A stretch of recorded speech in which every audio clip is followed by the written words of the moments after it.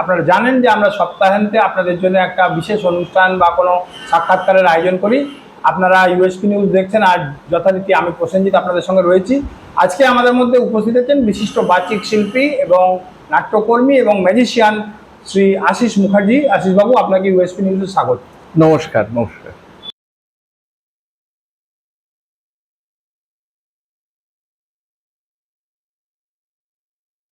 আচ্ছা, ছোটবেলায় আমরা যতটা জানতে পেরেছি যে আপনার স্ট্যামারিং বা তোতলামির সমস্যা ছিল, সেই জায়গা থেকে আপনি কাটিয়ে উঠে একজন নাট্যশিল্পী এবং বাচিক শিল্পী বা একজন প্রখ্যাত জাদুকর। আপনাকে এখন পশ্চিমবঙ্গ কেন দেশের অনেক প্রান্তেই মানুষ চেনে।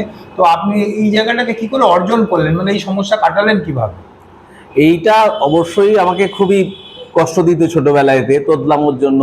বন্ধুরাও অনেক খ্যাপাতো, অনেক রাগাতো, কথা বলতে পারতাম না ঠিক মতো, স্কুলে স্যারেদের সঙ্গেও পারতাম না। কিন্তু এইটা কাটানোর জন্য যার অবদান খুব বেশি করে মনে পড়ে, তিনি হচ্ছে, আমি ভদ্রকালী স্কুলে মাধ্যমিক পর্যন্ত পড়েছি। ভদ্রকালী হাই স্কুলের একজন শিক্ষক বড় গোবিন্দবাবু। বড় গোবিন্দ কেন, আমার দুজন গোবিন্দবাবু ছিলেন, একজন তাই ইনি বয়সে বড় বলে ওনাকে আমরা বড় গোবিন্দবাবু বলতাম। উনি থিয়েটার করতেন, যাত্রা করতেন, সেরকম একজন ব্যক্তিত্ব, খুব ভালো পড়াতেনও। তো সেই গোবিন্দবাবু একদিন আমার বাবাকে এসে বললেন যে ও তো স্ট্যামারিং রয়েছে, কথাই বলতে পারে না, তোতলামো, এই তোতলামোটা সারানোর জন্য ওকে কিন্তু থিয়েটারে দেওয়া দরকার, নাটক করতে দিতে হবে। বাবা তখন বললেন যে নাটক, তখনকার দিনে রক্ষণশীল পরিবার সব, তারা তো নাটক ব্যাপারটাকে ঠিক সেইভাবে দেখতেন না তখনকার সমাজে। তাহলেও আমি উচ্চ মাধ্যমিকের পরে থিয়েটারে যোগ দিই, ধীরে ধীরে থিয়েটার করতে থাকি। এই করতে করতে একদিন দেখলাম যে একটা আমাদের ওখানকার লোকাল একটা ক্লাবে, নবারুণ সংঘ নাম, সেখানে একটা ম্যাজিক শো হচ্ছে, মিউজিকের সঙ্গে ভদ্রলোক ম্যাজিক দেখাচ্ছেন। নাম মনে নেই তার ছবিটাও চোখে মনে পড়ে না, বহুদিন আগেকার কথা। কিন্তু উনি দেখলাম মিউজিক দিয়ে ম্যাজিক দেখাচ্ছেন। আমি বললাম তো বেশ ভালো, কথা না বলে কত সুন্দর সবাইকে কানেক্ট করছেন, সবাই হাত তালি দিচ্ছে, আমার তাহলে এরকম একটা নিলে তো হবেই, নেই যায়। কিন্তু ম্যাজিক শিখবো কি করে, তখন তো এরকম ব্যাপার নেই যে ইন্টারনেট নেই যে কে ম্যাজিক শেখায়, দেখিয়ে দেবে, জানিয়ে দেবে, সেটা তো সম্ভব না। যাই হোক, মাথায় থাকলো। এই করতে করতে একসময় আলাপ টালাপ হয়ে গেল ম্যাজিশিয়ানদের সঙ্গে। কিভাবে হলো সেটাও অনেক বড় গল্প, অনেক বড় ঘটনা, কোনো সময় হলে বলবো। কিন্তু এই থিয়েটারটা করতে করতে আমি যখন চাকরি করতেও ঢুকেছি 95-এ, তখনও আমার স্ট্যামারিং ছিল। কিন্তু 2000 সাল নাগাদ আমি দেখছি আস্তে আস্তে অনেক কমে গেছে, এবং তখন অনেকগুলো থিয়েটার আমি করতে পারি, বেশ কিছু থিয়েটার করেও ফেলেছি। নাটকে বেশ গুরুত্বপূর্ণ চরিত্র আমি করেও ফেলেছি। সৃজন মঞ্চে তরুণ ভট্টাচার্যর পরিচালনায় আমি কাজ করতাম। তার আগে নাট্যচক্রে ছিলাম, ভদ্রকালী নাট্যচক্রে ছিলাম। তো সেই হিসাবে দেখছি যে থিয়েটারের মাধ্যমে দেখা গেল তোতলামোটা কিন্তু কাটিয়ে ওঠা গেছে। সম্পূর্ণ কাটিয়ে উঠেছি বলবো না, আমার স্ট্যামারিং একদম নেই তা নয়, হয়তো আছে ভেতরে ভেতরে, মাঝে মাঝে দেখা যায়, আমি ফিল করি। কিন্তু আপাতত সাধারণ মানুষ সেটা বুঝতে পারে না, বা অনেকটাই আমি এটা থেকে মুক্ত। আমি এটাই বার্তা দিতে চাই আপনাদের কাছে। আপনাদের বাড়িতেও তো অনেক ছোটখাটো বাচ্চারা রয়েছে, তারা তোতলামো সমস্যায় ভুগছেন, হয়তো ঘাবড়াবার কিচ্ছু নেই। বাচিক শিল্পের সঙ্গে যুক্ত করুন, থিয়েটারের সঙ্গে, আবৃত্তির সঙ্গে যুক্ত করুন, আস্তে আস্তে কেটে যাবে, নিশ্চয়ই কেটে যাবে। এটা এত ভালো ভালো কথা বললেন, তো একটা ম্যাজিক তো হতেই পারবে আমাদের দর্শকদের জন্য। একদম একটা ম্যাজিক দেখাচ্ছেন তো তাহলে? নিশ্চয়ই নিশ্চয়ই। আমি এক প্যাকেট তাস নিয়ে এসেছি। তাসের ম্যাজিক না দেখালে যেন মনে হয় অনুষ্ঠানটা বা কোনো কিছু অপূর্ণ থেকে গেল। তাস আমার এমন একটা পছন্দের জিনিস, সেই একটি তাসের ম্যাজিক দেখাতে খুব ইচ্ছে করছে। এখানে রয়েছে একটা প্রেডিকশন, অর্থাৎ কি ব্যাপার সেটা আমরা পরে জানবো।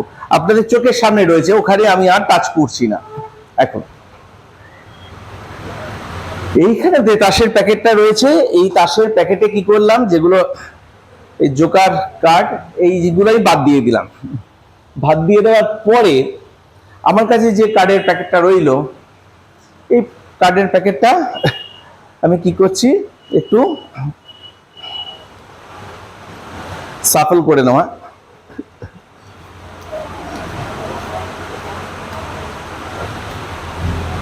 এরকম করে নিলাম, আবার এটাকে সাফল করে নিয়ে সহযোগিতা করার জন্য একজন দরকার।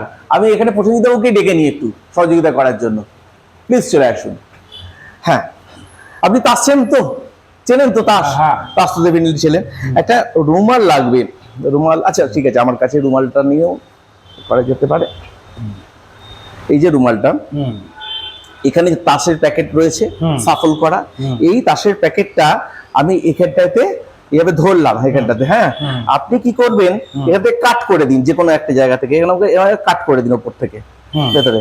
এই যে তার মানে এই যে কাটটা করেছেন, এটা আপনার নিজের ইচ্ছা মতো কাট। হ্যাঁ, তো এই তাসটা আপনি নিন, বাকি তাসগুলো আমার দরকার নেই, এগুলো এখানে থাকলো। তাসটা আপনি দেখে নিন, সবাইকে দেখিয়ে দিন, এনাকে ক্যামেরায় দেখিয়ে দিন ভালো করে। তাসটা দেখে নিয়েছেন? হ্যাঁ, এই তাসটা যদি এখানে থাকে তাহলে ম্যাজিক হবে তো? এটা আপনার তাস? এই তাসটাই আপনার তাস? না, এটা আপনার তাস নয়? না। সে কি, এটা আপনার তাস নয়? না। এই রেড তাসটা আপনার তাস নয়? না। আপনি রেড তাস নিয়েছেন? না, কালো। ব্ল্যাক তাস? কি ব্যাপার বলুন তো? আমি যদি এটাকে একটু থ্রো করি, ইয়েস, তাহলে এই তাসটা নিশ্চয়ই আপনার তাস। হ্যাঁ, জাস্ট রাইট। আসলে এবারে পেছন দিকটাও ম্যাচ করে গেছে। Thank you very much. দেখিয়ে দিন দুটো একসঙ্গে। যে তাসটি আমি নিয়েছিলাম, আশিস বাবু সেই তাসটি অন্য জায়গা থেকে করে দেখালেন যে আমার তাসটি ওইটি। দারুণ সুন্দর ম্যাজিক দেখালেন।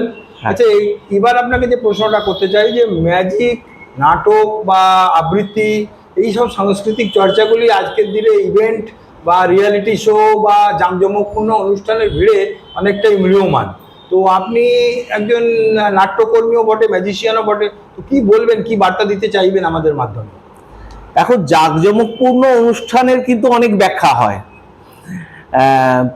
কারণ হচ্ছে কোনটা জাঁকজমকপূর্ণ, থিয়েটারও জাঁকজমকপূর্ণ বলতে পারেন, ম্যাজিকও জাঁকজমকপূর্ণ। ম্যাজিকে তো আমি বলবো একদম ছোট থেকে বৃদ্ধ পর্যন্ত সকলেই আনন্দ পায়, এটা জাঁকজমকপূর্ণ বটেই। হ্যাঁ, তার সঙ্গে হ্যাঁ একটা ব্যাপার আছে, টেলিভিশনের যে বিনোদনের মাধ্যম এখন হয়েছে বা ইন্টারনেট যে বিনোদনের মাধ্যম হয়েছে, সোশ্যাল মিডিয়া বলা যায়, এতে করে কি হচ্ছে, অনেক বিনোদন আমি ঘরে বসে পাচ্ছি। এবং রিয়ালিটি শোগুলো যে হচ্ছে, রিয়ালিটি শোগুলো খুব পপুলার হচ্ছেও, সেখানে অনেক শিল্পী নিজেকে প্রতিষ্ঠিত করার সুযোগ পাচ্ছে। এটা অবশ্যই খুব ভালো কাজ, ভালো দিক, ভালো দিক। হ্যাঁ, কিন্তু খারাপ দিক যেটা, সেটা হচ্ছে দর্শকের অ্যাঙ্গেল থেকে সবচেয়ে বেশি খারাপ হচ্ছে।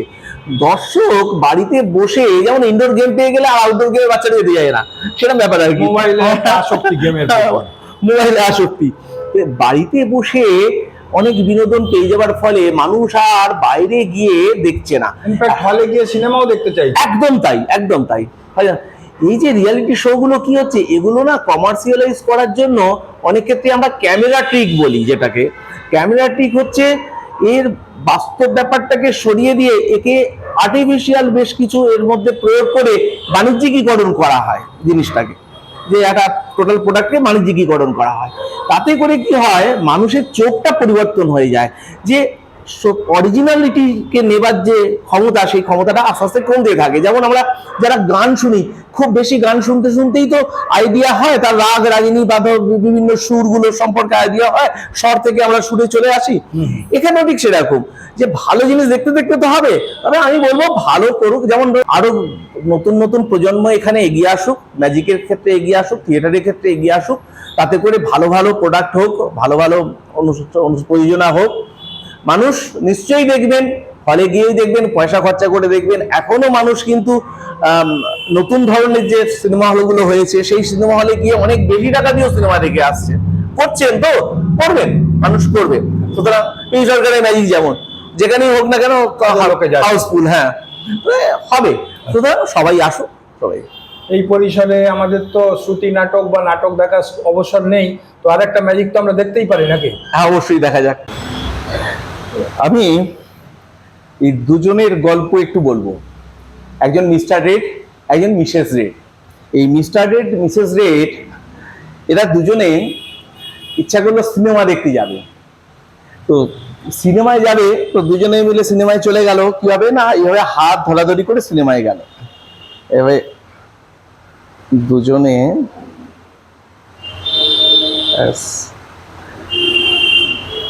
কারেক্ট এইভাবে দুজনে হাত ধরাধরি করে সিনেমা দেখতে চলে গেল। এইভাবে সিনেমা দেখতে গেল, কিন্তু রেখে গেল বাড়িতে তাদের ছোট্ট মেয়ে ইয়েলোকে। একা বাড়িতে রেখে, এই ধরুন এটা সিনেমা হল, আমার পকেটটাই ধরে নি, ঝুলছে দেখা যাচ্ছে, এ হচ্ছে একে ফেলে চলে গেল। পাশের বাড়িতে ম্যাজিক কাকু ছিল ইয়েলোর। সেই ম্যাজিক কাকু ইয়েলোর কান্না শুনে কি করলো, তিনি তাড়াতাড়ি তার বাড়িতে চলে এলেন বাচ্চাটাকে দেখতে। দেখে তাকে কোলে তুলে নিয়ে খুব ভালো করে নাচিয়ে নাচিয়ে একে ভোলানোর চেষ্টা করলেন, যাতে এই কান্নাটা থেমে যায়। কিন্তু ছোট্ট ইয়েলো, সে তো মা বাবাকে ছাড়া কান্না ভুলতেই চাইছে না, তাই তাকে আস্তে আস্তে এইভাবে হাতের মধ্যে রেখে, আর এইখানটাইতে এইটা এই সাইডটা ধরলে, ধরে এটা ধরে যদি টান দিলেন, এর মধ্যে চলে এলো। দেখা গেল সোজা সিনেমা হলে পাঠিয়ে দিয়েছেন। সিনেমা হলে বাবা মার সঙ্গে সেই এলো, একসঙ্গে বেরিয়ে এলো। নমস্কার। ভারত সরকারের মিনিস্ট্রি অফ কালচারের উদ্যোগে ন্যাশনাল ইন্টিগ্রেশন অ্যাওয়ার্ডও আপনি পেয়েছেন, সেই সম্মানে আপনি ভূষিত। তো সেই স্মৃতি কেমন ছিল আপনার জীবনে? হ্যাঁ, অবশ্যই খুব ভালো, কিন্তু বেশি যেটা মনে পড়ে, এর জন্য যেটা করতে হয়েছে সেটা খুব বিশাল কাজ। কারণ এটা পাপেট থিয়েটার, ধূমকেতু পাপেট থিয়েটার অর্গানাইজ করেছিল তারা, ওই ভারত সরকারের কাছ থেকে হেল্প নিয়ে, সহযোগিতা নিয়ে। তো বিভিন্ন জায়গাতে পোস্টার টাঙিয়ে এই যে ন্যাশনাল ইন্টিগ্রেশনের ওপরে ম্যাজিক দিয়ে সচেতনতা তৈরি করার কাজ আমরা প্রায় ধরুন 20-25 জায়গায় আমরা করেছিলাম, বিভিন্ন মানুষ করেছিলাম, তার মধ্যে আমিও একজন ছিলাম। তো সেখানে আলাদা কম্পিটিশন হয়েছিল, সেটা অন্য কথা। যাই হোক, আমি সিলেক্টেড হই, আমাকে অ্যাওয়ার্ড দেওয়া হয়। দুঃখের বিষয়, যেদিনকে অ্যাওয়ার্ড দেওয়ার প্রথম দিন যেটা ধার্য হয়েছিল ইয়ের থেকে, হচ্ছে ইউনিভার্সিটি ইনস্টিটিউট হল থেকে, সেদিনকে যেতে পারিনি, আমি টাইফয়েডে ছিলাম। দুঃখের স্মৃতিও রয়ে গেছে। তারপরে দ্বিতীয়বারে ওনারা আবার অন্য একটি অনুষ্ঠানে, অন্যদের অনুষ্ঠানে, সেখানেতে ব্যবস্থা করে ওই শরৎ সদন, হাওড়া শরৎ সদন থেকে আমাকে ওটা হাতে অর্পণ করে। এবার তাহলে আর একটা কি ম্যাজিক দেখাচ্ছেন আমাদের গাছ নিয়ে? গাছ সত্যি আমাদের বেঁচে থাকার জন্য খুব দরকার। এই প্রচণ্ড গরমে গাছও বেঁচে থাকতে পারছে না, চারিদিকে গাছপালা কমে যাওয়ার জন্যই আমাদের দিনে দিনে গরমটা বেড়েই চলেছে। যেন এইভাবে গাছের সব পাতা কেমন ঝরে গেছে, কোনো গাছের পাতা নেই। এইভাবে মরা মরা গাছগুলো চারিদিকে রয়ে গেছে কয়েকখানা মাত্র। তো আমাদের সবাইকে এটাই বলতে চাই যে আপনারা সকলেই আস্তে আস্তে গাছ লাগান। গাছকে না বাঁচালে আমরা প্রকৃতির রোষানলে পড়ে যাব, প্রকৃতির থেকে আমরা বাঁচতে পারবো না। প্রকৃতিকে বাঁচাতে গেলে গাছ লাগানো অবশ্যই দরকার, আর সেই গাছ লাগানোর জন্য অবশ্যই ম্যাজিকের প্রয়োজন। ম্যাজিক হচ্ছে কি, আবড়াকা ডাবড়া।